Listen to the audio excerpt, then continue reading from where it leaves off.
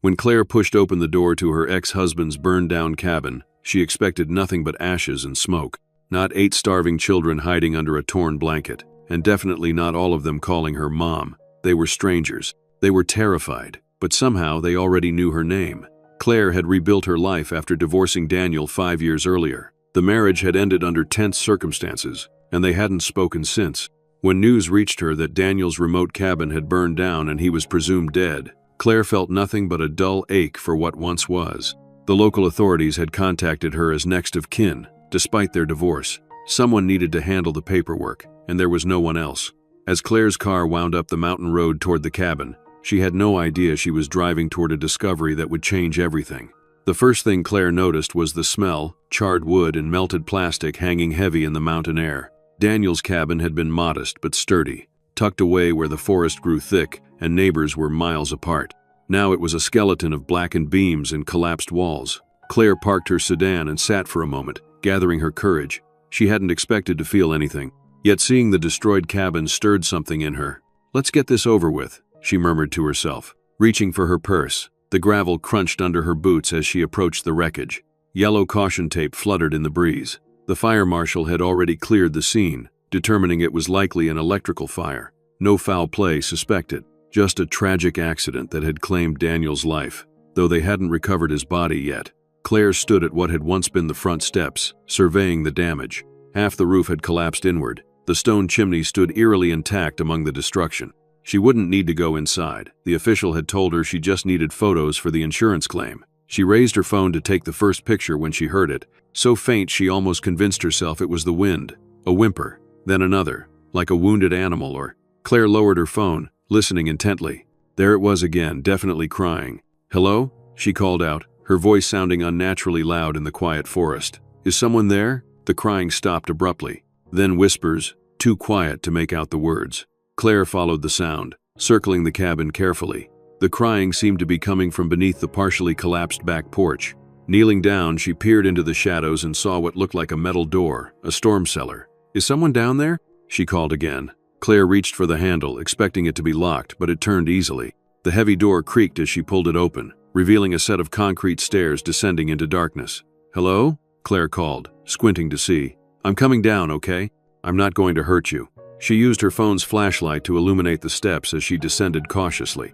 The air grew cooler, damp with the scent of earth and something else, unwashed bodies and fear. As her eyes adjusted to the dim light, Claire gasped. Huddled against the far wall were children, 8 of them, ranging from toddlers to teenagers, covered in soot and dirt.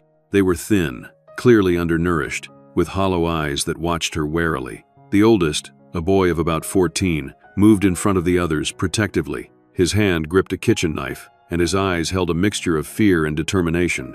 "Please don't take us," he growled, his voice cracking. "We didn't do anything wrong." Claire raised her hands to show she meant no harm. "I'm not here to take you anywhere," she said gently.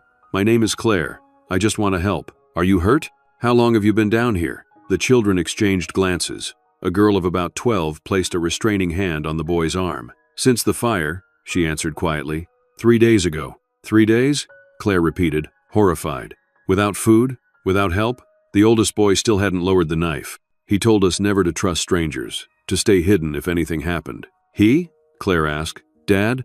the boy said, his expression challenging her to dispute it. Before Claire could respond, movement caught her eye. The smallest child, a girl no more than 3 years old with tangled blonde hair and huge blue eyes, had emerged from behind the older children. She took tentative steps toward Claire, her face lighting up with recognition. "Mommy?" she whispered, reaching out a tiny hand.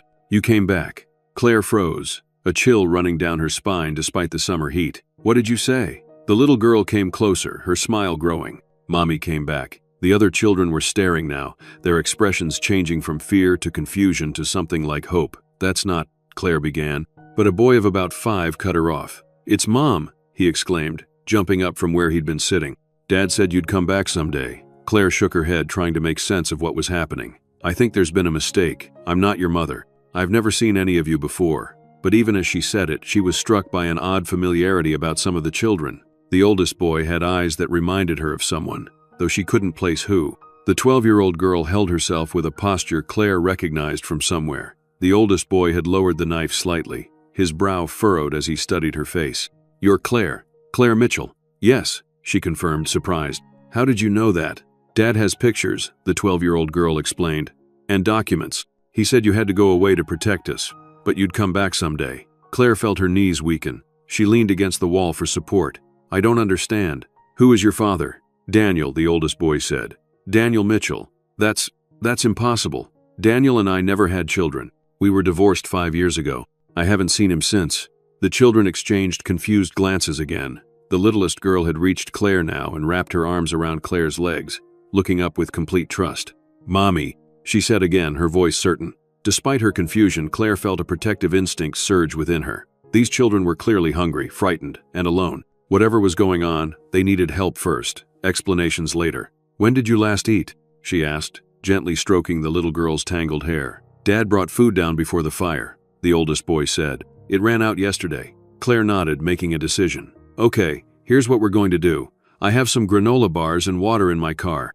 I'm going to get them, and then we need to get you all somewhere safe. Get you checked out by a doctor. Panic flashed across the oldest boy's face.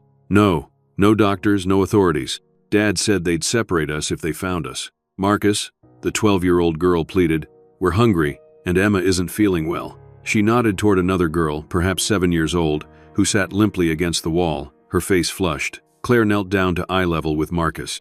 I promise I won't let anyone separate you, she said, her voice firm despite the absurdity of making such a promise to children she'd just met.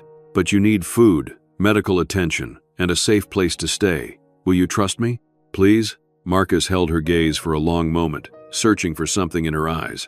Whatever he saw must have satisfied him, because he finally nodded. Okay, he said reluctantly, but you have to promise we stay together. I promise. Claire helped the children out of the cellar one by one. In the daylight, their condition was even more alarming. Their clothes were filthy and too small. Several had minor burns and cuts, presumably from the fire. The youngest ones clung to the older children, eyes wide with uncertainty. As they emerged into the sunlight, Claire noticed a backpack tucked beside the cellar entrance. Is that yours? She asked Marcus. He nodded, reaching for it. Dad made us pack emergency bags. Claire helped him retrieve it, and he unzipped it with trembling hands. Inside were documents in a waterproof sleeve, a few photographs, some clothing, and a first aid kit.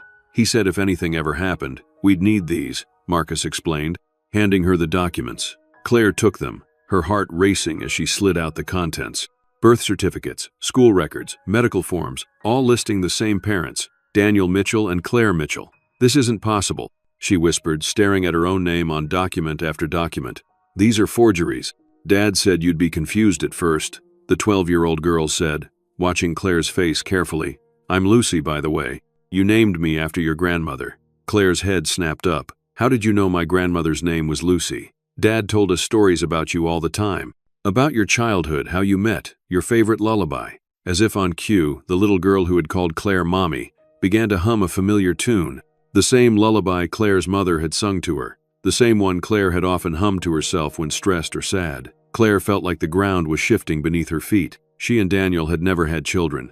They'd tried, unsuccessfully. After multiple rounds of fertility treatments, the stress had contributed to their marriage falling apart. The little girl was still clinging to her legs, looking up with complete trust. Despite everything, Claire felt a surge of protectiveness. Let's get you all something to eat, she said, pushing her confusion aside temporarily. Then we'll figure this out.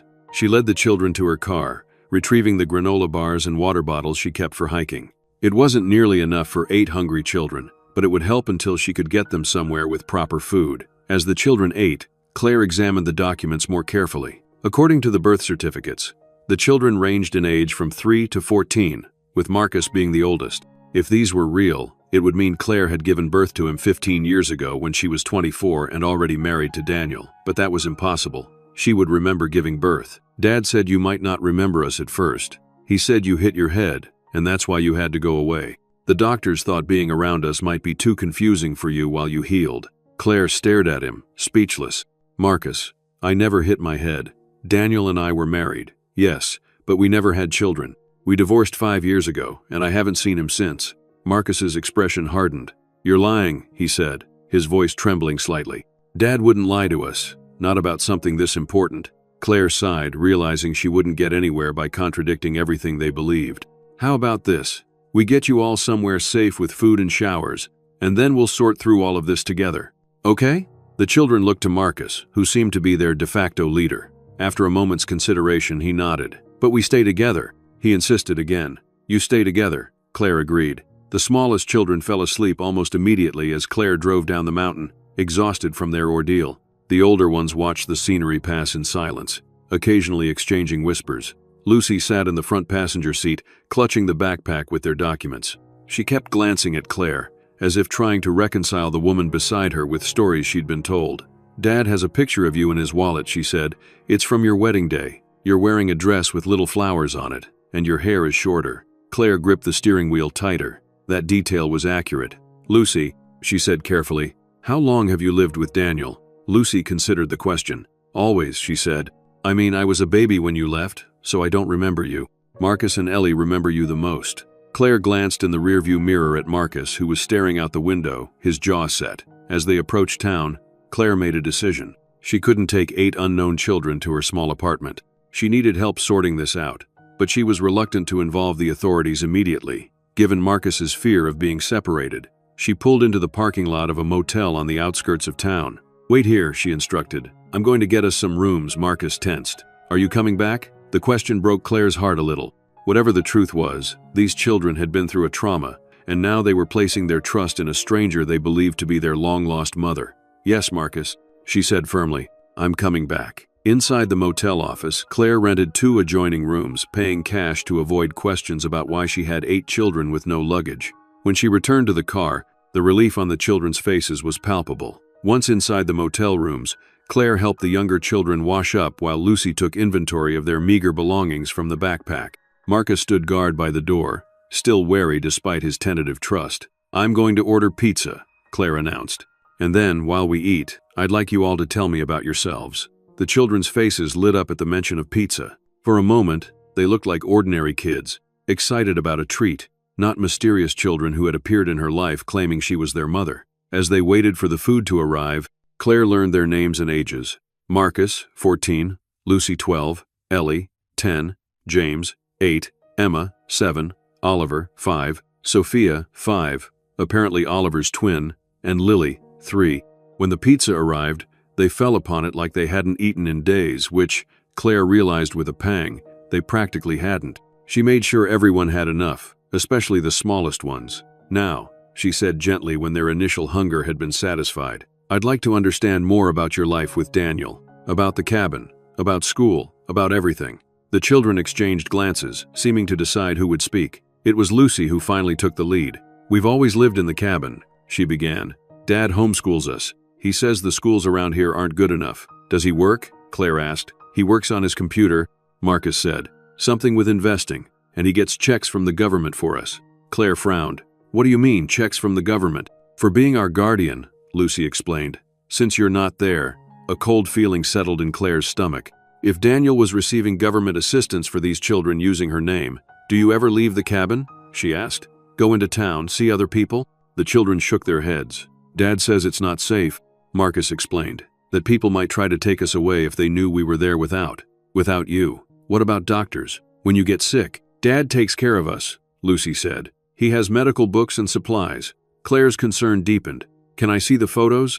Claire asked, gesturing to the backpack. The ones of me that Daniel kept. Lucy nodded, reaching into the bag and pulling out a worn envelope. Inside were several photographs. Her wedding photo, just as Lucy had described. A picture of her on a hike, smiling at the camera. A candid shot of her reading on the porch of the cabin. But there were other photos too, ones that made no sense. Claire holding a baby, looking down with a mother's adoration. Claire with a toddler on her hip, another child by her side. Family photos with all of them together, Claire, Daniel, and children of various ages. These aren't real, Claire whispered, examining the photos more closely. They were good, professional quality photoshopping, but now that she was looking carefully, she could see the inconsistencies. The lighting was slightly off in some. In others, her hairstyle didn't match the apparent timeline. What do you mean they're not real? Marcus demanded, looking over her shoulder. Marcus, I need you to listen to me carefully, Claire said, meeting his gaze steadily. I was married to Daniel, but we never had children together. These photos have been altered to make it look like I was there with you, but I wasn't. Marcus snatched the photos from her hand. You're lying, he said, his voice breaking. Dad said you might not remember us at first. that your mind was protecting itself. But you're our mom. You have to be. The younger children were watching with wide, frightened eyes. Lily, the 3-year-old, began to cry, climbing into Lucy's lap for comfort. "Why are you saying these things?" Lucy asked, her voice small. "If you're not our mom, then who are you? Why did Dad tell us about you our whole lives?" Claire wished she had answers. She looked around at the 8 faces watching her, some suspicious, some frightened, some hopeful. "Here's what we're going to do," she said decisively. "We're going to stay here tonight, get some rest. Tomorrow, I'm going to make some calls, try to figure out what's going on. I know a police officer I trust. She can help us without immediately involving child services." Marcus tensed at the mention of police.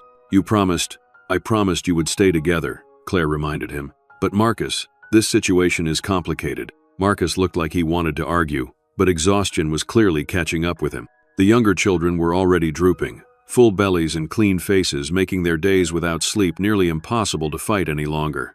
"Let's get everyone ready for bed," Claire suggested gently. "We can talk more tomorrow when we're all rested." She helped the younger children brush their teeth with the complimentary toothbrushes from the motel, arranged the sleeping arrangements so the smallest ones were comfortable, and turned down the lights.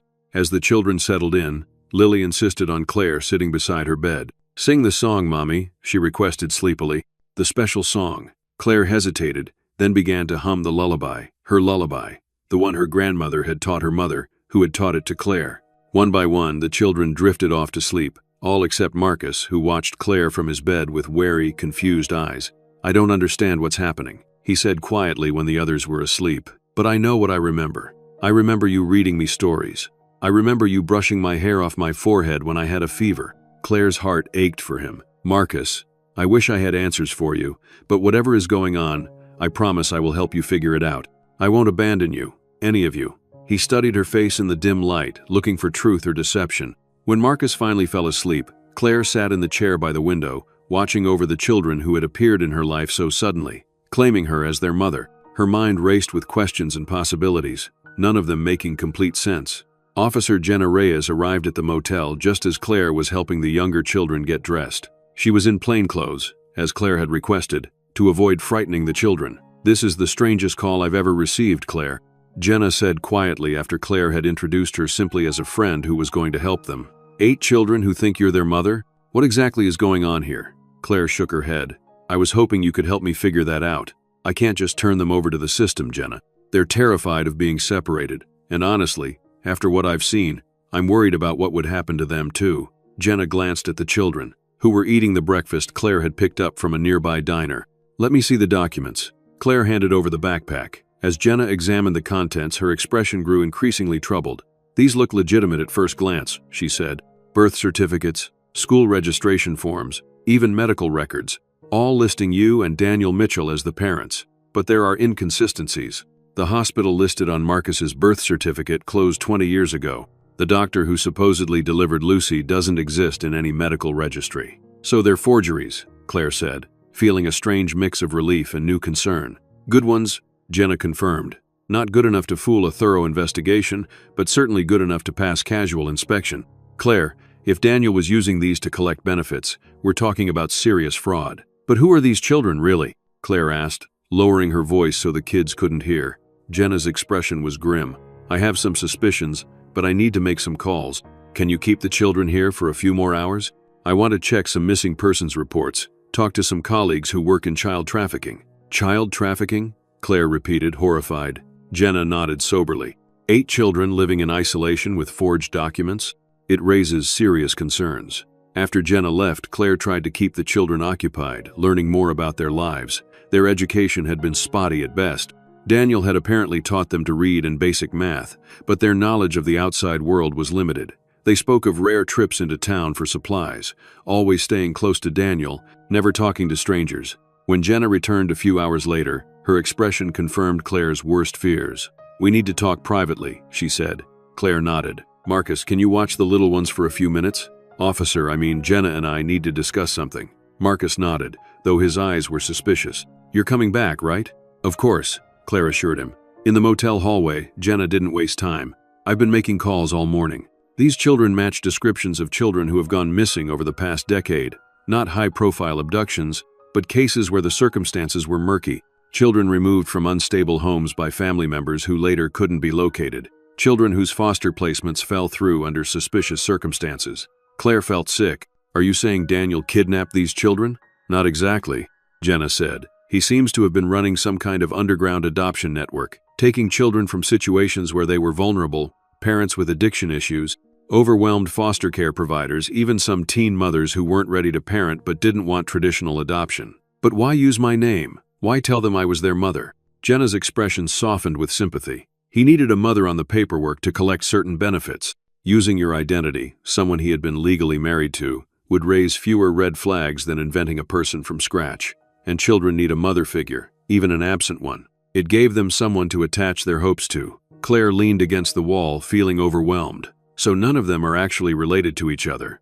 Or to Daniel. Or to me. I can't be certain without DNA tests, Jenna admitted. But based on the cases I've found, it seems unlikely.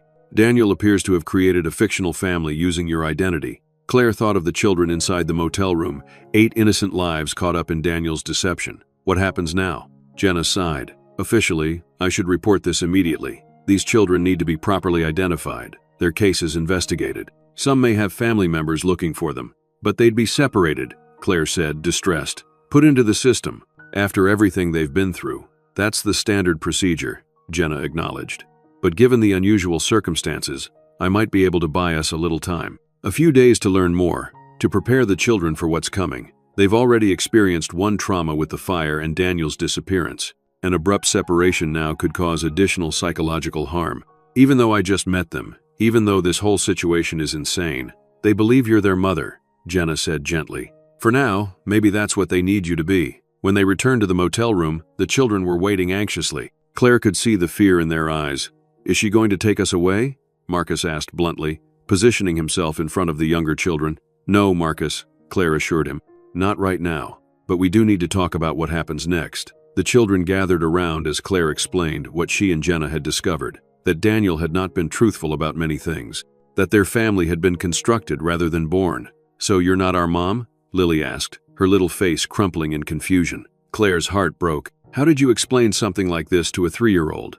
Then who is our mom? James asked, his 8-year-old brow furrowed. That's something we're going to try to find out, Jenna said gently. But we might not have the same mom? Lucy asked, the implications dawning on her. We might not be. Real brothers and sisters? Family isn't just about blood, Claire said firmly. You've been raised together, you love each other. That makes you real brothers and sisters in all the ways that matter. Marcus had been silent, his expression unreadable. Now he spoke, his voice tight with emotion. You're saying Dad stole us, that our real parents might be out there somewhere, looking for us. It was Jenna who finally responded. We don't know everyone's situation yet, Marcus. Some of you may have family searching for you. Others might have come from situations where there was no one able to care for you properly. What we do know is that Daniel created false documents and kept you isolated, which suggests he knew what he was doing wasn't legal. But he took care of us, Ellie insisted, speaking up for the first time in a while. He made sure we had food and clothes and books. He taught us things. Yes, he did, Claire acknowledged. And I'm sure he cared about you. But what he did was still wrong. The children fell silent, processing this challenging new reality. Their entire understanding of their family, their history, their very identities had been upended in a matter of hours. What happens now? Lucy finally asked. For the next few days, you'll stay with me, Claire said, making the decision even as she spoke. Officer Reyes Jenna is going to help us learn more about each of your backgrounds. And together, we'll figure out what happens next. You promise we'll stay together? Marcus pressed, still not entirely trusting. Claire hesitated, not wanting to make promises she couldn't keep. I promise I will do everything in my power to make sure you're safe and cared for. It wasn't the absolute guarantee Marcus wanted, but it was the most honest answer Claire could give. The road ahead was uncertain for all of them. With Jenna's help, Claire moved the children to her apartment that afternoon. It was cramped with 9 people in a space designed for 1, but they made it work. Sleeping bags on the floor, couch cushions arranged into makeshift beds. Claire gave up her bedroom to the youngest children, taking the living room floor for herself. Over the next days, a picture began to emerge of Daniel's operation. Using Claire's identity, he had collected welfare benefits, tax credits, and even educational stipends for homeschooling the children. He had kept them isolated to prevent questions, moving periodically to avoid scrutiny. Most disturbingly, Jenna discovered that Daniel had used forged adoption papers to obtain new birth certificates for the children, effectively erasing their original identities. It would take time and resources to untangle the truth about where each child had come from. Some of them might never know their original families.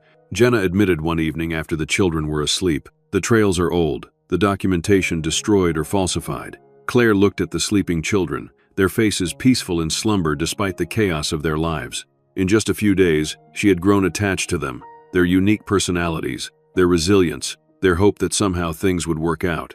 Marcus, the protector, always watching out for the others even as he struggled with his own sense of betrayal. Lucy, sensitive and observant, trying to hold everyone together with her quiet strength. Ellie, artistic and dreamy, finding escape in the sketchbook Claire had given her. James, curious about everything, asking endless questions about the world. Emma, sweet but fragile, her health more delicate than the others. The twins, Oliver and Sophia, mischievous and energetic, bouncing back from trauma with childhood's remarkable elasticity.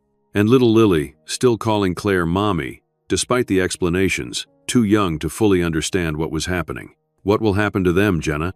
Claire asked softly. "Once you make your official report?" Jenna's expression was sympathetic but realistic. "They'll be placed in emergency foster care while their cases are investigated. Given their numbers and ages, they'll almost certainly be separated." The thought sent a physical pain through Claire's chest. That can't happen. They've already lost everything familiar. They can't lose each other, too. The system isn't designed to keep sibling groups this large together, Jenna said gently. "Especially when they're not biological siblings," Claire insisted. "They've been raised as brothers and sisters their whole lives. Separating them now would be another trauma."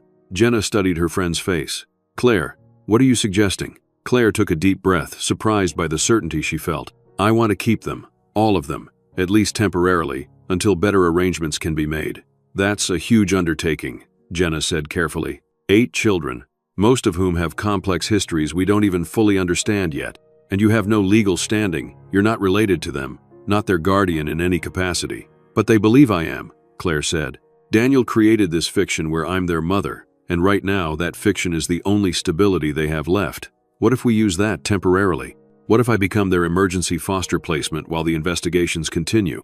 Jenna looked skeptical. "It doesn't usually work that way. There are procedures, home studies, background checks, which you can help expedite." Claire pressed. "Jenna, you've seen them. You know separating them right now would be devastating." Jenna was silent for a long moment, considering. "I'll see what I can do," she finally said. "But Claire, you need to be prepared. This is temporary at best. Some of these children may have family members with legitimate claims, and even if they don't, adopting 8 children as a single parent, the courts would be very unlikely to approve that." "I understand," Claire said, though her heart rebelled at the thought of eventually giving them up. "I just want what's best for them right now." As Jenna prepared to leave, she paused at the door. "Claire, I have to ask, why are you doing this? You didn't know these children a week ago. They came into your life through a bizarre deception. You could walk away, let the system handle it. Why take on this enormous responsibility?" Claire looked back at the sleeping children, considering the question. "Because when that little girl called me Mommy, something inside me responded. Because they need someone on their side, someone who sees them as individuals, not case numbers.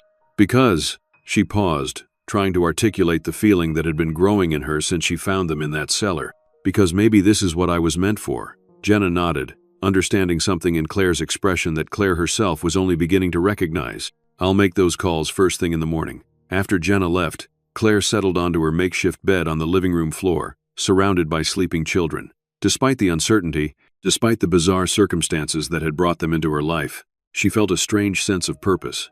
The next morning, as Claire was making breakfast for 8 hungry children, a logistical challenge in her small kitchen, her phone rang. It was Jenna. "I've been making calls since dawn," her friend said without preamble. "I found someone in family services willing to consider an emergency placement with you, given the unusual circumstances. But Claire, there's something else you need to know." The gravity in Jenna's voice made Claire step into her bedroom, away from the children's ears. "What is it?" "Daniel's body wasn't found in the cabin fire," Jenna said. "That's not unusual in itself. Fire can be extraordinarily destructive, but I've been looking into his financial records and there was a large cash withdrawal from his account the day before the fire, and his truck is missing." Claire felt a chill run down her spine. "You think he faked his death? That he's still out there somewhere?" "It's a possibility we have to consider," Jenna confirmed. "Especially given the nature of what he was doing. Identity theft, welfare fraud, possibly child trafficking.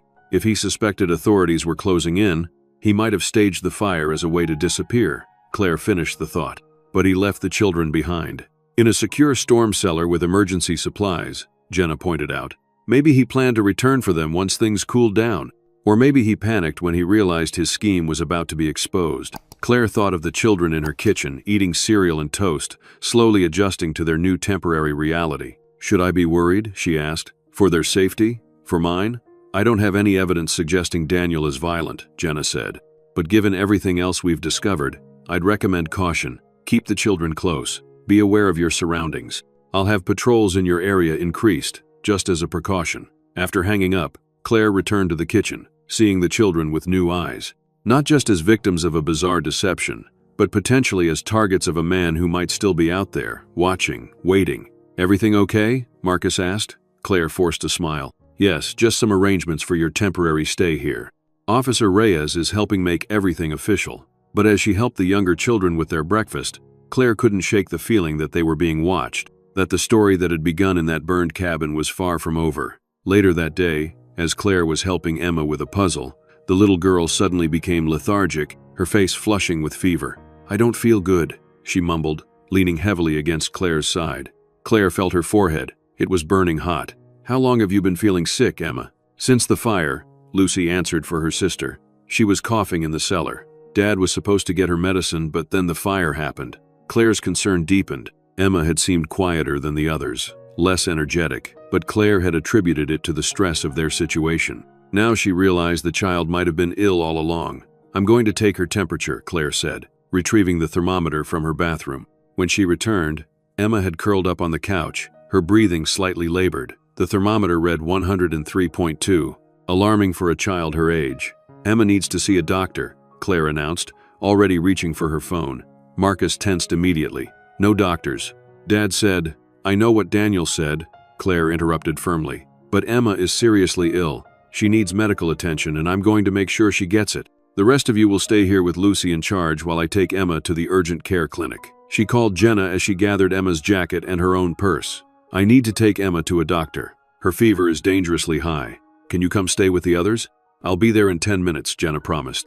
But Claire, you should know that taking her to a doctor means questions, medical records. The system will become involved. I understand, Claire said, looking at Emma's flushed face. But her health comes first. We'll deal with the consequences. At the urgent care clinic, the questions began immediately. Name, date of birth, medical history, insurance information. Claire provided what she could from the documents Daniel had created, aware that she was perpetuating a fiction but uncertain what else to do in the moment. The doctor, a kind woman in her 50s, examined Emma thoroughly. She has a serious respiratory infection, she explained to Claire. Probably bacterial pneumonia. She'll need antibiotics, rest, and careful monitoring. If her breathing gets worse, she may need hospitalization. Claire nodded, stroking Emma's hair as the child dozed on the examination table. I'll take care of her. The doctor studied Claire's face. You said you're her mother? It's complicated, Claire admitted. I'm currently her guardian. There's an ongoing family situation. Something in the doctor's expression suggested she understood more than Claire was saying. I see. Well, regardless of the situation, this child needs medication and care. I'll write the prescriptions, but I want to see her again in 2 days to check her progress. As they waited for the prescriptions to be filled, Claire sat with Emma on her lap, the child's hot forehead pressed against her neck. Despite the circumstances, despite the fact that they had known each other less than a week, the feeling of protectiveness that surged through Claire was overwhelming. You're going to be okay, she whispered to Emma. When they returned to the apartment, Jenna pulled Claire aside while Lucy helped get Emma settled in bed. While you were gone, I got a call from my contact in family services, she said. They're willing to consider you for temporary emergency placement of the children, given the unusual circumstances. But there will need to be home visits, background checks, interviews. It's going to be intrusive. Whatever it takes, Claire said without hesitation. These children have been through enough. I'm not going to let them be separated if there's anything I can do to prevent it. That night, as Claire administered Emma's medicine and checked on all the children before bed, she found Marcus sitting alone in the kitchen, staring at one of the photographs from Daniel's backpack. Can't sleep? She asked gently, sitting across from him. He shook his head, still looking at the photo, one of the manipulated images showing Claire with the children. I keep trying to remember if these moments were real, if you were really there, or if Dad somehow made us believe you were. Why would he lie to us about something so important? Why would he tell us you were our mother when you weren't? Claire considered the question carefully. I think. Maybe he knew you needed a mother figure. even an absent one, someone to attach your hopes to, someone to explain why he was raising you alone, and maybe using my identity made his legal deceptions easier. But Marcus, I don't think he expected us to actually meet. I think the fire, his disappearance, that wasn't part of his plan." Marcus was silent for a long moment. "So what happens now? When they figure out where we all really came from, will they send us back? Separate us?" It was the question Claire had been dreading. "I don't know," she admitted. "But I promise you this, I will fight to keep you all together, to make sure you're safe and cared for." Marcus studied her face, looking for truth or deception. "Why? You don't even know us. You didn't ask for any of this." "No, I didn't," Claire agreed. "But sometimes the most important things in life aren't the ones we plan for. They're the ones that find us when we least expect it." She reached across the table and squeezed his hand briefly. "Try to get some sleep, okay? We've got a lot to figure out tomorrow." As Marcus headed to his makeshift bed, Claire remained at the kitchen table, looking at the photograph he had left behind. The image had been skillfully manipulated to show her with the children, a happy family moment that had never actually happened. Yet something about it stirred a strange longing in her. These children weren't hers by birth or by choice, but in the short time they had been in her life, they had awakened something in her. A maternal instinct she had thought long buried after her failed attempts to conceive with Daniel. During their marriage, she and Daniel had tried desperately to have children, enduring fertility treatments, disappointments, the strain it put on their relationship. Now, 5 years after their divorce, she found herself suddenly responsible for 8 children who had been told their whole lives that she was their mother. It was as if the family she and Daniel had failed to create together had somehow materialized in the most unexpected and convoluted way. The next morning, Emma's condition had worsened despite the medication. Her breathing was labored, and her fever had spiked again. "We need to take her to the hospital," Claire decided, already gathering the little girl's jacket. "This is beyond what we can manage at home." The other children watched anxiously as Claire wrapped Emma in a blanket. Even Marcus didn't protest the medical intervention this time. "I'll stay with the others," Jenna offered, having stopped by to check on their situation. "You focus on getting Emma the care she needs." At the hospital, things moved quickly. Emma was admitted immediately, her oxygen levels concerning enough that the doctors wanted her monitored closely. As the medical team worked to stabilize her, a nurse approached Claire with admission paperwork. "We'll need her complete medical history," the nurse explained. "And we'll need to confirm your relationship as her parent or guardian." "I have temporary guardianship," Claire said, which wasn't entirely a lie given Jenna's efforts to arrange emergency placement. "Her medical history is incomplete. She was being raised by my ex-husband, who is now unavailable." The nurse gave her a look that suggested she recognized there was more to the story, but her priority was Emma's health, not untangling complicated family dynamics. "The doctor wants to start a blood transfusion," she explained. "Emma's tests show she's anemic, which is complicating her recovery from the pneumonia. We'll need to type and cross-match her blood. Are you willing to be tested as a potential donor? Family members are often the best match." Claire blinked in surprise. She wasn't related to Emma, at least, she had no reason to think she was. But the need was urgent, and if she could help, of course, whatever she needs. As she followed the nurse to have her blood drawn, Claire wrestled with a growing sense of unease. How long could she maintain this precarious situation? Hours later, as Claire sat beside Emma's hospital bed watching the little girl sleep, a doctor entered the room with a tablet in hand. "Ms. Mitchell?" he said, checking his notes. "I'm Dr. Patel. I've been reviewing Emma's case and the blood work." Claire nodded, bracing herself for bad news about Emma's condition. "First, I want to assure you that Emma is responding well to treatment," the doctor said. "The antibiotics are beginning to work, and the transfusion has helped with her anemia. We expect a full recovery, though it will take time." "Thank you," Claire said, relief washing over her.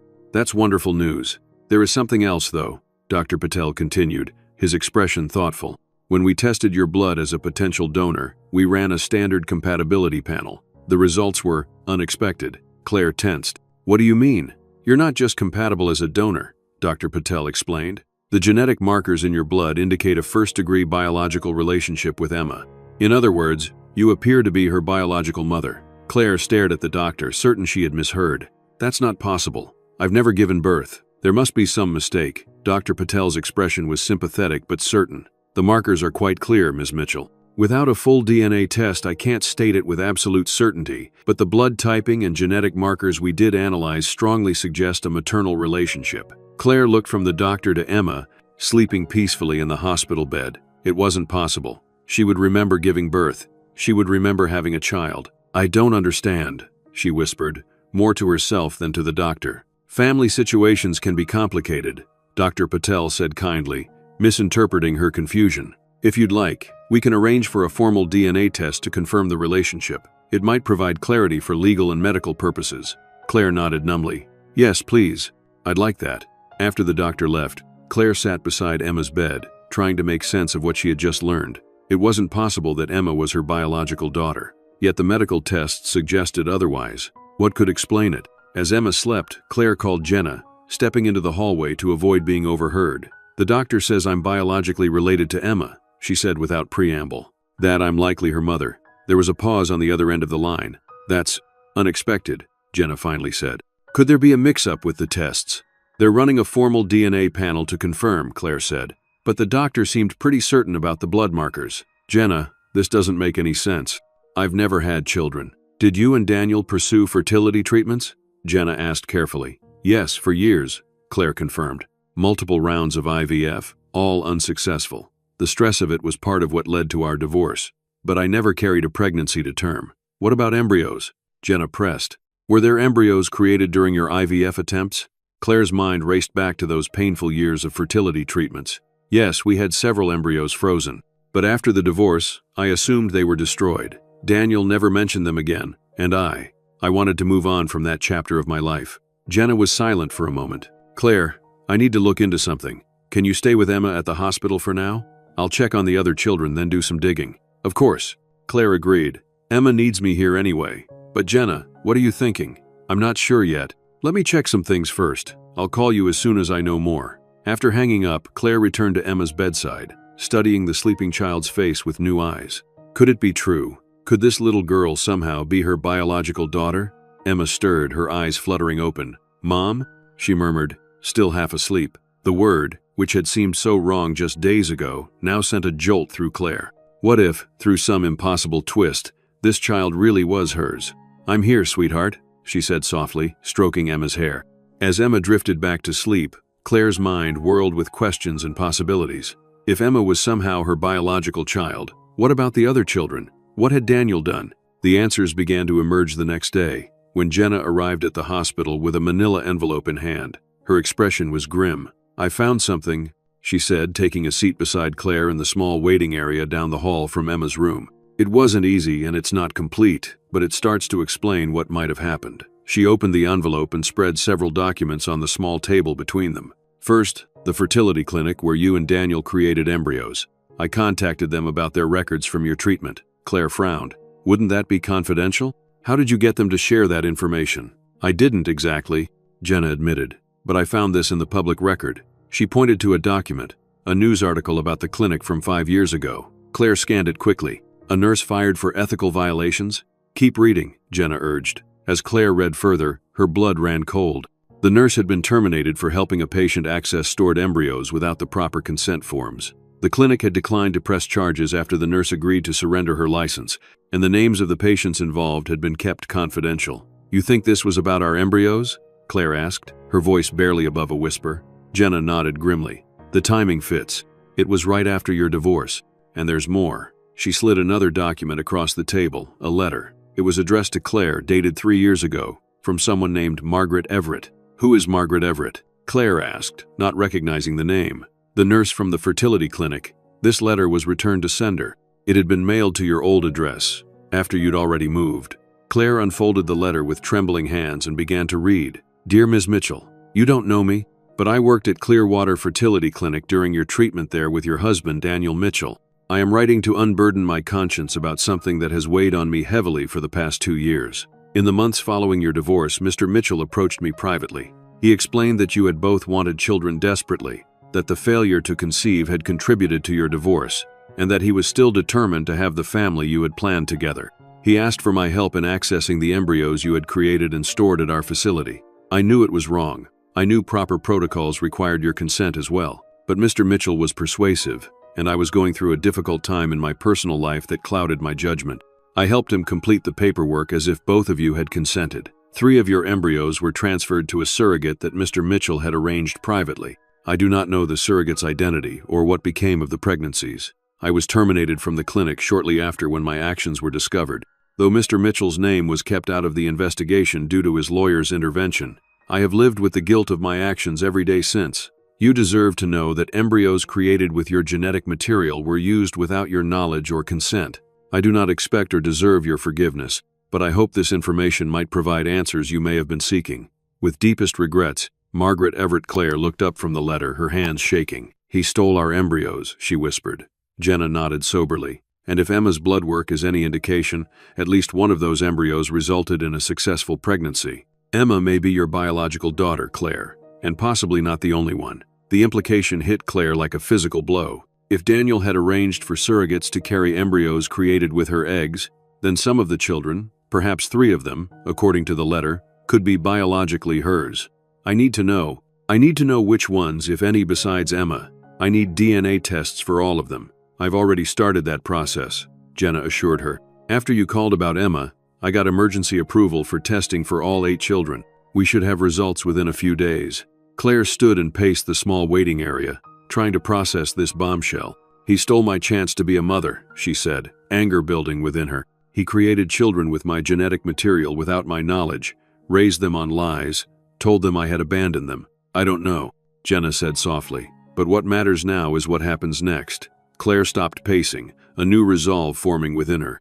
If any of these children are biologically mine, I want custody. That's likely, given the circumstances. Jenna agreed. But what about the others? The ones who aren't biologically yours? Claire didn't hesitate. All of them, Jenna. I want all of them. They've been raised as siblings their whole lives. They've already lost their home, the only parent they've known. I won't let them lose each other too. Jenna's expression was concerned. That's going to be a complicated legal battle, Claire. For the children who aren't biologically yours, who may have been obtained through questionable means, and even without that, convincing a court to grant a single woman custody of 8 children, some with no biological connection. I don't care how complicated it is, Claire insisted. These children have been through enough. They deserve stability, security, and love. Jenna studied her friend's face, recognizing the determination there. You've really fallen in love with them, haven't you? Yes, she admitted. I have. And biological or not, they need me. And maybe I need them too. The DNA results came back 3 days later, while Emma was still in the hospital but improving steadily. Jenna brought the report to Claire personally, sitting beside her in the now familiar hospital waiting area. 3 positives, she said without preamble. Emma, Marcus, and Lucy all show a maternal genetic match to you. Claire absorbed this information, emotions washing over her in waves. 3 of the children, the oldest boy, the 12-year-old girl, and 7-year-old Emma, were biologically hers. Created from embryos she and Daniel had made during their marriage, carried by unknown surrogates, born without her knowledge. Marcus and Lucy, she whispered. That's why they seemed familiar somehow. The timing fits, Jenna confirmed. Based on their ages, they would have been born from those embryos transferred after your divorce. And the others? Claire asked. Have you learned anything about where they came from? Jenna nodded, her expression somber. We've identified Ellie and James. They were removed from their biological mother's care due to her drug addiction. She later died of an overdose. The paperwork said they were placed with a relative, but that relative appears to have been fictional, created by Daniel to gain custody. And the twins, Lily? Still working on it, Jenna admitted. But from what we can piece together, it seems Daniel was specifically targeting vulnerable children, those in the system already, those whose parents were struggling with addiction or other issues. He created fictitious family connections to gain custody, then used your identity to build a paper trail that would allow him to collect benefits. Claire felt sick at the thought of what Daniel had done, not only to her by stealing her embryos, but to these other children and their families. Yet amid the horror of his deception, a strange truth was emerging. She was, in fact, the mother of 3 of these children. What happens now? She asked. For Marcus, Lucy, and Emma, your biological connection creates a strong case for custody. Jenna explained. There might be questions about the circumstances of their conception and birth, but your genetic relationship is clear. For the others, it's more complicated. We'll need to determine if there are any living relatives with valid claims. If not, you could petition for adoption, but that's a lengthy process with no guarantees. Claire thought of the children waiting at her apartment, of the promises she had made them. I won't separate them, Jenna. Whatever it takes, whatever I have to do, they stay together. In the past week, Claire had become something she never expected to be, a mother to 8 children who needed her desperately, and she had no intention of walking away from that responsibility, no matter how it had been thrust upon her. As she returned to Emma's hospital room to share the news of what they had discovered, Claire steeled herself for the conversation ahead. How did you explain to a child that, yes, you were their biological mother, but you hadn't known they existed until a week ago? How did you explain the complex ethical violations that had led to their birth without making them feel unwanted or like a mistake? Emma was sitting up in bed, her color much improved, working on a drawing with crayons the nurses had provided. She looked up when Claire entered, her face lighting up. "Mom, look what I made." The word mom no longer felt like a lie. It felt like a truth that had been hidden from both of them, now finally revealed. "It's beautiful," Claire said, sitting on the edge of the bed to admire the colorful drawing. "How are you feeling, sweetheart?" "Better," Emma said. "The nurse said I might get to go home soon." "Is it true?" "Home." The word carried such weight now. "Yes, probably in a day or two, if you keep improving," Claire confirmed. "Emma, there's something important I need to talk to you about. Something I've just learned." Emma set her crayons down, sensing the seriousness in Claire's tone. "Is it about Dad? Did they find him?" "No, not about Daniel," Claire said gently. "It's about you, and Marcus, and Lucy, and about me." She took a deep breath, trying to find the right words to explain something so complex to a 7-year-old. "Do you know what DNA is, Emma?" Emma nodded. "It's the stuff inside you that makes you look like your parents. We learned about it from Dad's science books." "That's right," Claire said. "Well, the doctors here tested your DNA, and they found something surprising. Something that Daniel never told any of us." Emma watched her face intently, waiting. "I am your biological mother," Claire said softly, "and Marcus's and Lucy's. Not just because Daniel said so, but because you actually have my DNA. We are connected in a very real way." Emma's eyes widened. "Really? For real? Not just what Dad said?" "Really," Claire confirmed. "It's complicated, and there's a lot I'm still figuring out myself. But yes, you, Marcus, and Lucy are biologically my children." Emma was quiet for a moment, processing this information. Then her face crumpled slightly. "But if you're only really the mom of me and Marcus and Lucy, what happens to the others?" Emma pressed, worry evident in her voice. "I'm going to do everything I can to keep all of you together," Claire promised. "It might be complicated, and it might take time, but that's what I'm fighting for." Emma studied Claire's face, as if looking for signs of deception or uncertainty. Then, apparently satisfied with what she saw, she nodded. "Good, because we belong together, all of us." The simple confidence in her statement brought tears to Claire's eyes. "Yes," she agreed. "You do." When Emma was finally released from the hospital, Claire brought her home to an apartment transformed. The other children had cleaned and organized, and arranged Emma's bedding in a special place of honor. It was touching to see how they had pulled together, how their love for each other transcended the revelations about their biological connections. That evening, after Emma was settled and the younger children were in bed, Claire sat down with Marcus and Lucy. It was time they knew the truth as well. "I wanted to talk to you both privately," she began, "about what we've discovered." Marcus's expression was guarded, as it often was when difficult topics arose. Lucy looked nervous but curious. "So it's true?" Lucy asked. "The DNA tests show you're our biological mother." Claire nodded. "Yes, yours, Marcus's, and Emma's. But the way it happened, it wasn't what Daniel told you. I didn't leave you, or forget you, or abandon you." She explained as gently as possible about the embryos created during her marriage to Daniel, about his theft of those embryos after their divorce, about the surrogates who must have carried and given birth to them without Claire's knowledge. "So we were born from your eggs and Dad's stuff," Marcus said bluntly, "but another woman carried us." "Yes," Claire confirmed. "I don't know who she was or if it was different women for each of you. Those records have been difficult to trace." Lucy was quiet, absorbing this information. "So you didn't give birth to us. You didn't raise us as babies, but you're still our biological mother." "Yes," Claire said. "I know it's confusing, but the connection is real, even if the circumstances were unconventional." "And what about the others?" Marcus asked, echoing Emma's concern. Claire repeated what she had told Emma. "There will be legal hurdles, investigations, possibly even challenges from relatives we haven't identified yet. But I promise you, I will do everything in my power to keep this family intact." Lucy reached across the table and took Claire's hand. "I'm glad you found us," she said simply. Marcus remained quiet, still processing everything he had learned.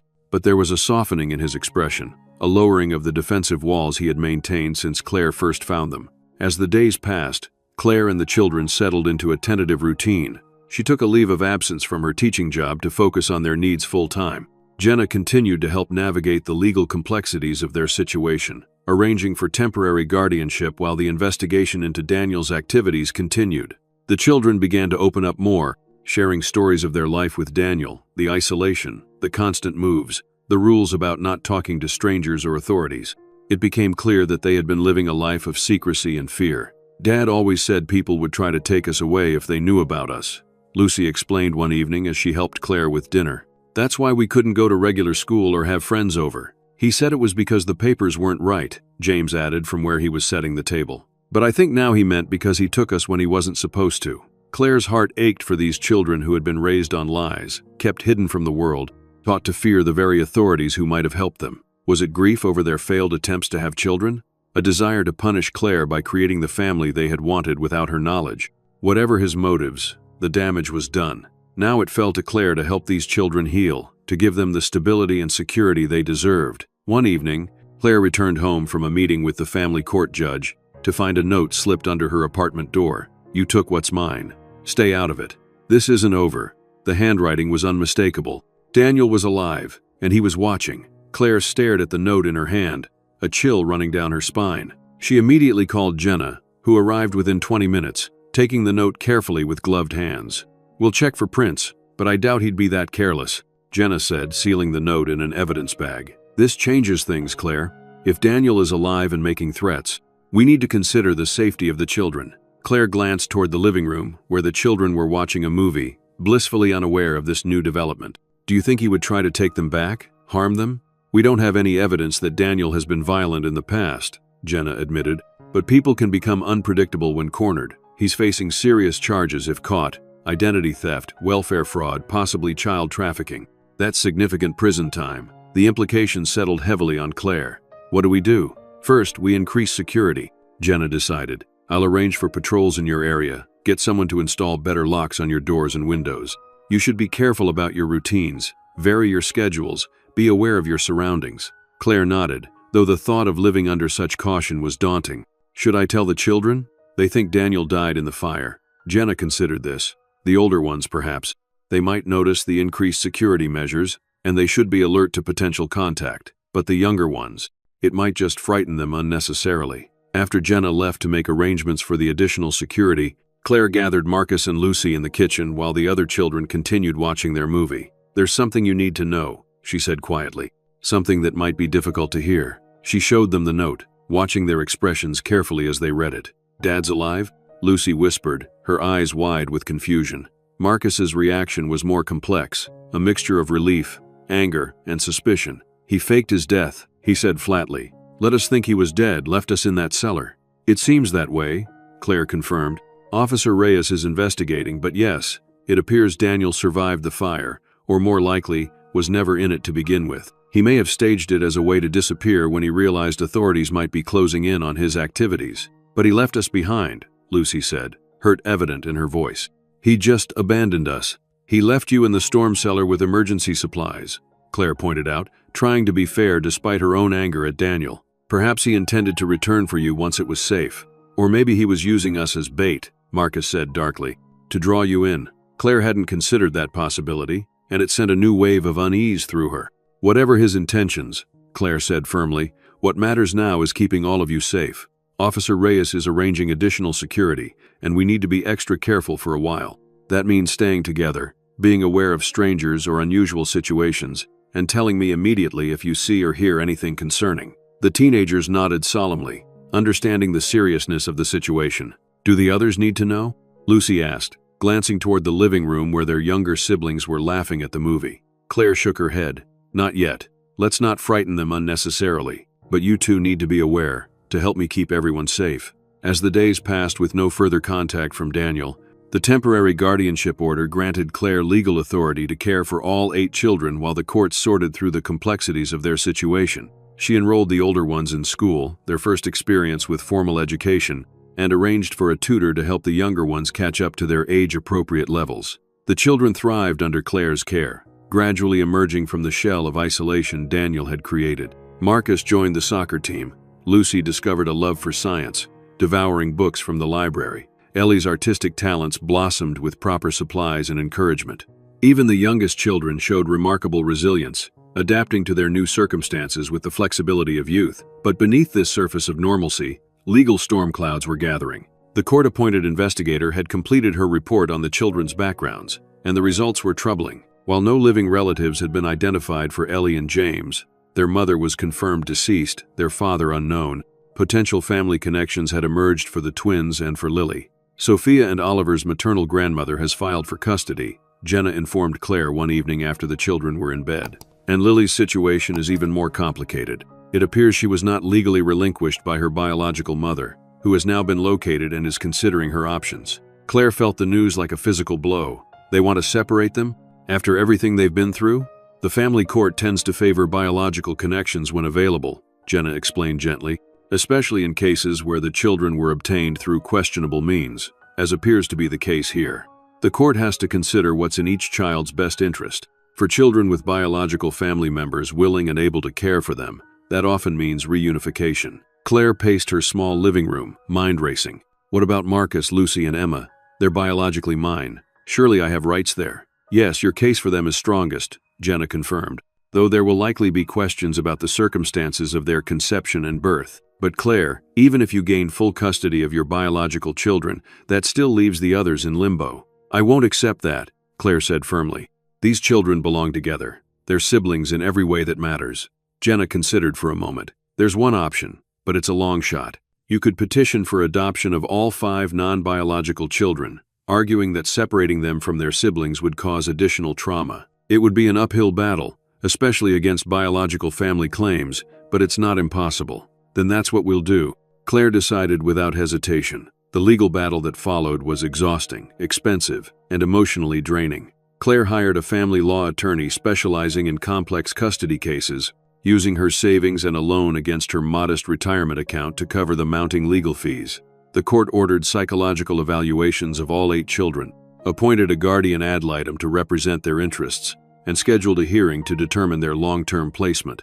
Meanwhile, Claire continued to care for them under the temporary guardianship order, trying to shield them from the legal turmoil as much as possible. As the hearing date approached, Claire received another note, this one left on her car windshield in the grocery store parking lot. You'll lose. They were never yours to keep. Walk away now. The implied threat sent a fresh wave of fear through Claire. She reported it to Jenna immediately, but like the previous note, it yielded no useful evidence. The night before the hearing, Claire sat at her kitchen table reviewing documents with her attorney, Elizabeth. The children were finally asleep after a day of barely contained anxiety. Be prepared for tough questions tomorrow, Elizabeth warned. The opposing counsel will try to paint you as opportunistic, possibly even complicit in Daniel's schemes.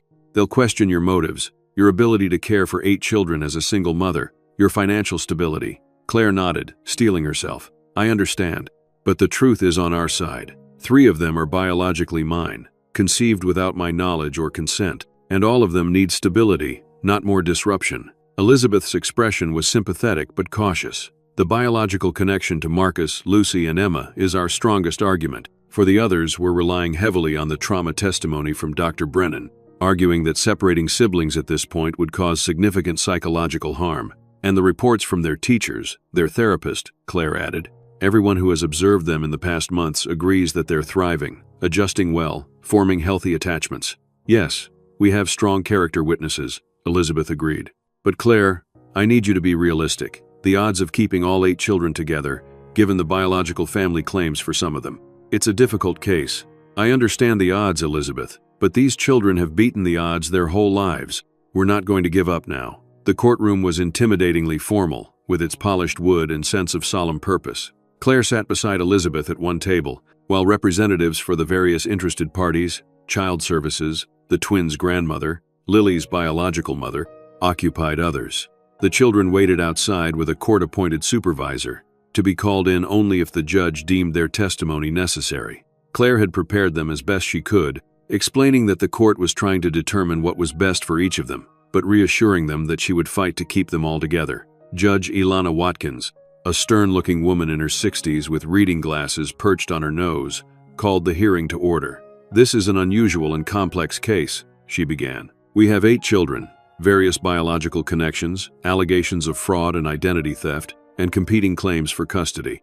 My priority is to determine what arrangement serves the best interests of these children, both individually and collectively. The testimony began with the court investigators, who outlined the children's backgrounds as far as they had been able to determine. The clinical recitation of facts, embryo theft, questionable adoptions, welfare fraud using Claire's identity, felt surreal to Claire, as if they were discussing strangers rather than the children she had come to love so deeply. Next came the opposing arguments. The attorney for the twins' grandmother emphasized blood ties and family heritage. These children were essentially stolen from their family through fraudulent means, he argued. They deserve to know their true cultural background, their extended family, their biological roots. The representative for Lily's biological mother painted a sympathetic picture of a young woman who had been coerced into a temporary placement that became permanent against her wishes. Ms. Diaz was 18, homeless, and in crisis when she agreed to let Daniel Mitchell care for her newborn temporarily. She never intended to relinquish her parental rights permanently, and she has since stabilized her life. Throughout these arguments, Claire tried to maintain her composure, though each word felt like a personal attack. These people were strangers to the children, whatever their biological connections might be. They hadn't held Lily through nightmares, or celebrated when the twins mastered reading, or created the family traditions that now structured their lives. When it was Elizabeth's turn to present Claire's case, she began with the strongest argument, the biological connection to Marcus, Lucy, and Emma. Claire Mitchell is not just a compassionate caregiver who stepped up in a crisis, Elizabeth argued. She is the biological mother of 3 of these children, conceived through embryos stolen from her without her knowledge or consent. DNA testing has confirmed this. She detailed the evidence they had gathered about Daniel's embryo theft, including the letter from the former fertility clinic nurse. Ms. Mitchell was robbed of the opportunity to know her biological children for years. Now that she has found them, it would be an unconscionable second injury to separate them from her. Elizabeth then turned to the psychological arguments for keeping all 8 children together. Dr. Brennan, a respected child psychologist who has evaluated all 8 children, will testify to the deep sibling bonds they have formed.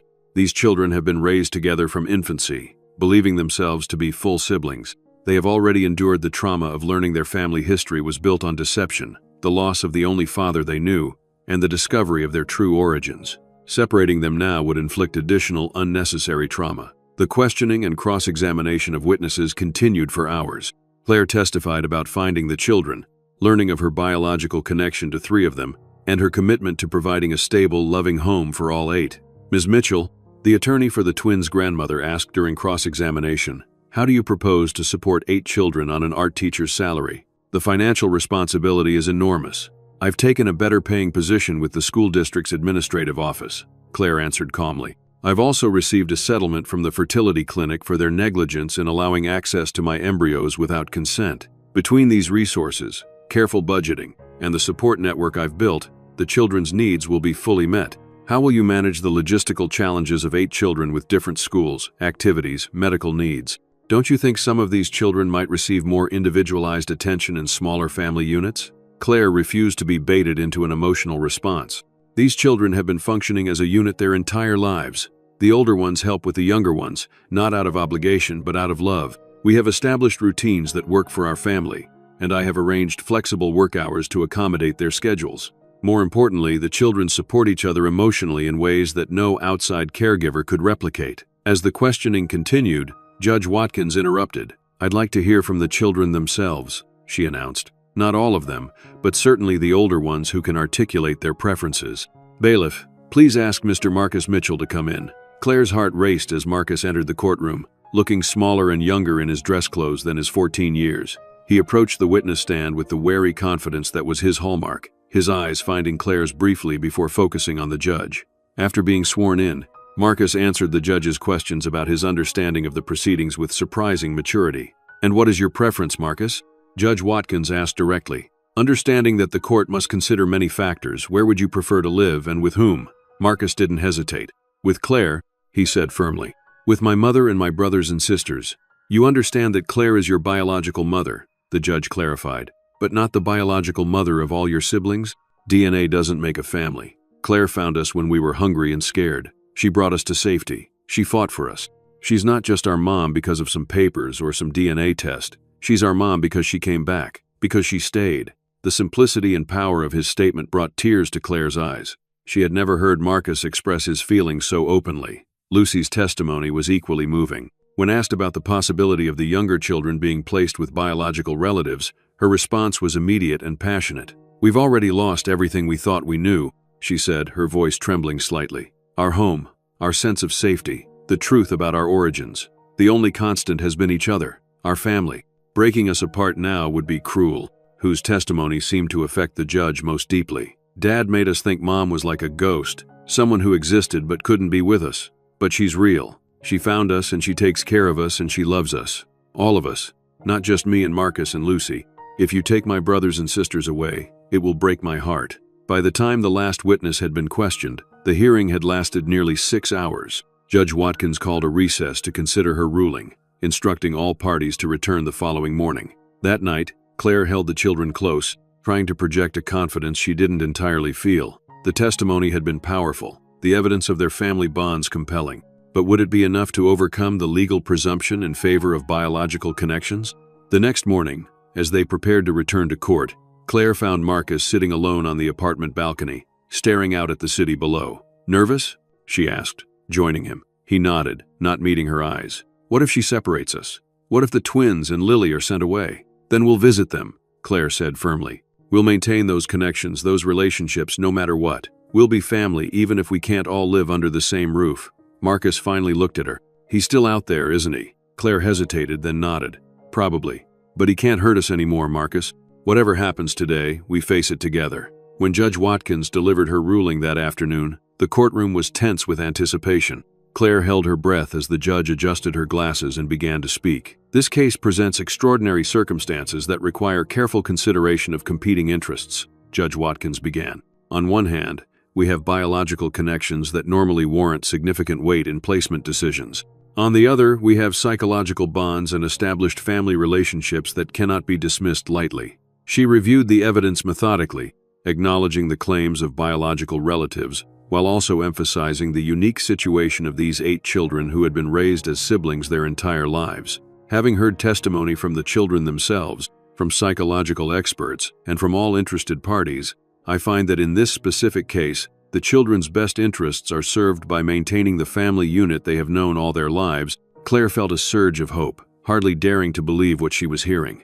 "Therefore, I am granting full legal custody of Marcus Mitchell, Lucy Mitchell, and Emma Mitchell to their biological mother, Claire Mitchell," the judge continued. "Furthermore, I am approving Ms. Mitchell's petition for adoption of Ellie, James, Oliver, Sophia, and Lily, finding that separation from their siblings would cause unjustifiable psychological harm." Relief washed over Claire in a dizzying wave. They had won. All 8 children would stay together under her care as a legal family. However, Judge Watkins added, raising a finger, "I am ordering structured visitation for the biological relatives of Oliver, Sophia, and Lily to be implemented gradually with appropriate therapeutic support. These children deserve to know their biological heritage and extended family, even as they remain with the siblings who have been their constant family." It was a reasonable compromise, Claire thought, one that acknowledged biological connections while prioritizing the children's emotional well-being and family integrity. As the judge concluded the hearing, Claire turned to Elizabeth, tears of relief streaming down her face. "Thank you," she whispered. Elizabeth squeezed her hand. "You did the hard part. You loved these children enough to fight an impossible battle for them. They're lucky to have you." When Claire emerged from the courtroom, the children were waiting anxiously in the hallway. One look at her face told them everything they needed to know. "We won?" Lucy asked, voice trembling with hope. Claire nodded, opening her arms as the children rushed toward her. "We're staying together," she confirmed. "All of us." The celebration that followed was joyous and relieved, 8 children and 1 adult embracing in the formal courthouse hallway, drawing curious and sympathetic looks from passers-by. As they walked to the car, Claire noticed a figure watching from across the street, a man in a baseball cap, partially obscured by a newspaper. She felt a chill of recognition, even at this distance. Daniel. Their eyes met briefly across the busy street. In that moment, Claire saw something unexpected in his expression, not anger or menace, but a complex mixture of emotions she couldn't fully decipher. Then he turned and walked away, disappearing into the crowd. It was the last time Claire would ever see him. Later, investigators would find evidence that Daniel had fled the country, using falsified documents to establish a new identity abroad. The legal proceedings against him continued in absentia, but for Claire and the children, his disappearance marked the closing of a painful chapter. The first year as a legal family was both challenging and rewarding. Claire sold her apartment and used the settlement money from the fertility clinic to purchase a modest but spacious house on the outskirts of town, room enough for 8 growing children, with a large backyard and a sturdy oak tree perfect for climbing. The transition wasn't always smooth. The older children sometimes struggled with their complex feelings about Daniel. The younger ones adjusted more easily, embracing Claire as their mother with the resilience of childhood. As promised, Claire facilitated relationships with the biological relatives of Oliver, Sophia, and Lily. The twins' grandmother became a welcome presence in their lives, offering cultural connections to their Hispanic heritage that Claire couldn't provide. Lily's biological mother, a young woman named Marisol, who had stabilized her life after early struggles, became something of a big sister figure, visiting regularly but supporting the family structure Claire had established. School presented its own challenges. The children, having been isolated and homeschooled by Daniel, had significant educational gaps.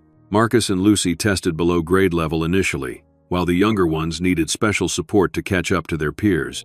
But with tutoring, patience, and their own determination, they began to thrive academically. There were financial considerations too, even with Claire's new administrative position and careful budgeting, providing for 8 children strained resources. She started a small side business selling her artwork, surprised and gratified when it began to generate meaningful income. The older children contributed as well, Marcus with lawn mowing jobs, Lucy with babysitting. Through it all, the bond between the children remained their greatest strength. They moved through the world as a unit, defending each other, supporting each other, their shared history creating a foundation that no outside force could shake. 6 months after gaining legal custody, Claire brought up an idea that had been forming in her mind. "What would you think about rebuilding the cabin?" she asked during a family dinner. "Not to live in full-time, but as a weekend place, a refuge, something that's ours, built from the ground up." The children exchanged glances, considering the suggestion. The cabin held complicated memories for them. It had been their prison in some ways, keeping them isolated from the world, but it had also been the only home they had known. "Could we make it different?" Ellie asked. "Like, not exactly the same as before?" "Absolutely," Claire assured her. "This would be our design, our vision." "I think," Marcus began, then paused, gathering his thoughts. "I think that would be good, taking something that represented all the lies and secrets and turning it into something honest and open." The others nodded in agreement, warming to the idea. And so began the project that would occupy their weekends and school breaks for the next year, the transformation of Daniel's burned cabin into something new. They started by clearing the debris, a symbolic as well as practical first step. Each child participated according to their abilities, from Marcus hauling heavy beams to little Lily collecting smaller pieces of debris in her bucket. Claire hired professionals for the structural work, but the design and finishing touches were a family affair. The new structure was built on the foundation of the old, but with significant changes: more windows to let in light, an open floor plan to foster togetherness, a wraparound porch for enjoying the mountain views. The children each had input on the design, from Ellie's art studio nook to James's built-in bookshelves to the twins' shared loft space. As the cabin took shape, so too did their identity as a family.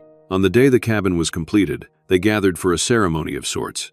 Each family member brought something symbolic to place inside: a drawing, a found stone, a written wish for their future together. Claire had commissioned a wooden sign for the entrance, carved with words they had chosen together. "Ashes. Roots. Why that name?"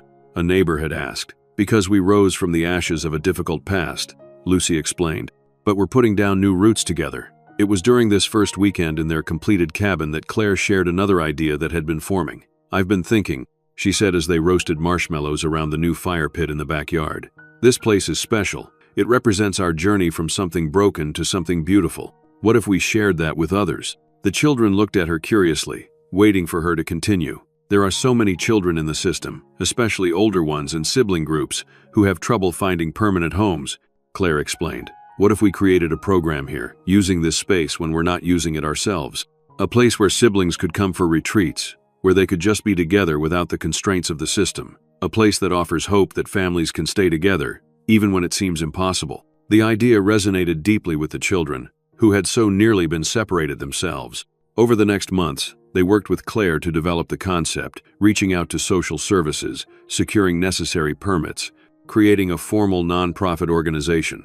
The first group of siblings came to Ashes, Roots, the following summer: 3 brothers aged 12, 10, and 8, who had been placed in separate foster homes due to lack of available placements for sibling groups. They arrived wary and disconnected, having been apart for nearly 6 months. Under the guidance of Claire and her children, who served as both hosts and powerful examples, the brothers began to reconnect. They hiked in the mountains, swam in the nearby lake, created art projects, and simply existed together in a space designed for healing and togetherness. "This is like what happened to you?" the oldest brother asked Marcus one evening. Marcus nodded. "We almost got split up too, but our mom fought for us." "You're lucky," the boy said wistfully. "We are," Marcus agreed, "but things can change. That's what this place is about, showing that different futures are possible." By the end of the weekend, the brothers had strengthened their bond, created memories to sustain them until they could be together permanently, and gained advocates in Claire and her family, who would continue to support their case for reunification. It was the first of many such weekends. Over the next few years, Ash's Roots became known in child welfare circles as a unique resource, part retreat center, part advocacy organization, all focused on keeping siblings together when possible and maintaining their connections when separation was unavoidable. 5 years after finding the children in that burned cabin storm cellar, Claire stood on the porch of Ash's Roots, watching as her family prepared for a dedication ceremony. The program had grown beyond their initial vision, now serving dozens of sibling groups each year and advocating for policy changes to prioritize keeping brothers and sisters together. The property had expanded too, with additional cabins built to accommodate more families, a community center for gatherings and workshops, and walking trails winding through the mountain forest. As Claire observed her children, no longer the frightened, malnourished group, but confident, purposeful young people, she felt a deep sense of gratitude for the strange, difficult journey that had brought them together. Marcus, now 19 and in his first year of college, was setting up chairs for the ceremony, his movements confident and assured. Lucy, 17, was arranging flowers with Ellie, their heads bent together in conversation. James, 13, was organizing program materials with his typical attention to detail. Emma, 12 and fully recovered from the illness that had nearly claimed her life, was helping the twins, now 10, hang decorative lanterns from the trees. And Lily, 8 going on 80 in her old soul wisdom, was directing everyone with cheerful authority.